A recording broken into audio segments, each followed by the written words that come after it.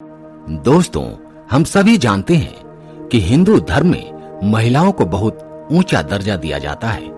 इतना ही नहीं, हिंदू धर्म में महिलाओं को देवी का दर्जा दिया जाता है। लेकिन फिर भी महीने के कुछ दिन ऐसे होते हैं जब इन्हें अपवित्र माना जाता है। इन दिनों उन्हें अपवित्र कहा जाता है और उन दिनों अगर कोई चीज उनके द्वारा छू ली जाए तो वह भी अपवित्र मानी जाती है। अगर हम रोज हाथ से बने खाने का स्वाद चखें तो महीने के 2-3 दिन उनके हाथों को अछूत क्यों माना जाता है? मन में अक्सर यह सवाल उठता है कि आखिर महिलाओं को हर महीने यह शारीरिक दर्द क्यों सहना पड़ता है? क्या कारण है? एक ओर जहां विज्ञान महिलाओं के साथ इस समस्या को सामान्य बताता है, वहीं दूसरी ओर शास्त्रों में महिलाओं की कमजोरी का वर्णन करता है।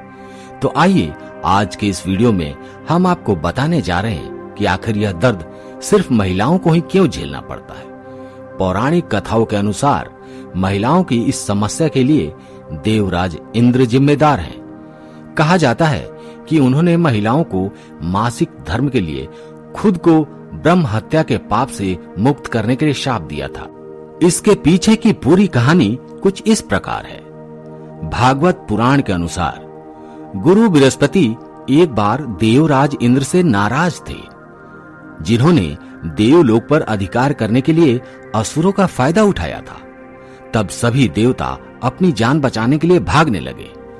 उन्हें जहां जगह मिली वहां छिप गए और जब देवराज इंद्र की जान को खतरा था तो वह अपनी गद्दी छोड़कर अपनी जान बचाने के लिए भागे और ब्रह्मांड के रचयिता ब्रह्मा जी के पास पहुंचे और उनसे मदद मांगने लगे। इंद्रदेव की यह स्थिति देखकर ब्रह्मा जी ने उन्हें एक सलाह दी। उन्होंने कहा कि इंद्रदेव, यदि आप अपने जीवन को बचाना चाहते हैं और अपने सिंहासन को असुरों के हाथों से मुक्त कराना चाहते हैं तो आपको एक धर्मशास्त्री की सेवा करनी होगी। यदि आप उन्हें अपनी सेवा से खुश करते हैं तो आप स्वर्ग में वापस आ जाएंगे। इंद्रदेव ने ना चाहते हुए भी एक धर्मशास्त्री की सेवा करने के लिए उत्सुक हो गए। लेकिन इंद्रदेव इस बात से अनजान थे कि वह जिसकी सेवा कर रहे थे वह धर्मशास्त्रियों के परिवार से था। उनकी माता एक राक्षस थी, जिससे धर्मशास्त्री के मन में असुरों के प्रति अधिक भावनाएं थीं। असुरों के प्रति अपनी भावनाओं के कारण वह देवताओं के स्थान पर ज्ञानी इंद्रदेव की समस्त हवन सामग्री असुरों को अर्पित कर देता था। जब इंद्रदेव को इस बात का पता चला तो उन्होंने क्रोधित होकर धर्मशास्त्री की हत्या कर दी, जिससे उन्हें ब्रह्म हत्या का पाप लग गया। अब उन्हें सजा मिलना स्वाभाविक था। देवलोक पहले से ही असुरों के हाथ में था। सारे जीव भी खतरे में थे। अब ऊपर से ब्रह्म हत्या का पाप लगने लगा था। इंद्रदेव को समझ नहीं आ रहा था कि वो क्या करें। तब वे भगवान विष्णु की शरण में पहुंचे तो भगवान विष्णु ने उन्हें सलाह दी और कहा कि आपको उनके लिए वृक्ष, भूमि, जल और स्त्री में अपने छोटे से पाप को साझा करना होगा। साथ ही सभी को एक वरदान भी देना होगा। भगवान विष्णु के अनुसार इंद्रदेव पहले पेड़ के पास गए और उनसे अपने कुछ पापों के लिए कहा। वृक्ष ने तब इंद्रदेव के 1/4 पाप को स्वीकार कर लिया, जिसके बदले में इंद्र ने वृक्ष को आशीर्वाद दिया कि वृक्ष मृत्यु के बाद भी स्वयं को पुनर्जीवित करने में सक्षम होगा। फिर इंद्र के अनुरोध पर पानी ने कुछ पापों को ले लिया और बदले में इंद्र ने उन्हें आशीर्वाद के रूप में अन्य चीजों को पवित्र करने की शक्ति दे दी। यही कारण है कि हिंदू धर्म में पानी को पवित्र माना जाता है और पूजा पाठ में उसका उपयोग किया जाता है।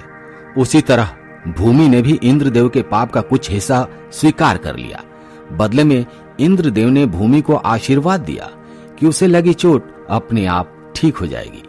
अंत में इंद्रदेव एक महिला के पास पहुंचे, उसे अपने पाप में भाग लेने के लिए कहा। तब महिला ने इंद्रदेव के पाप का शेष भाग अपने ऊपर ले लिया। तब से हर महीने महिलाओं को मासिक धर्म में ऐंठन का सामना करना पड़ता है।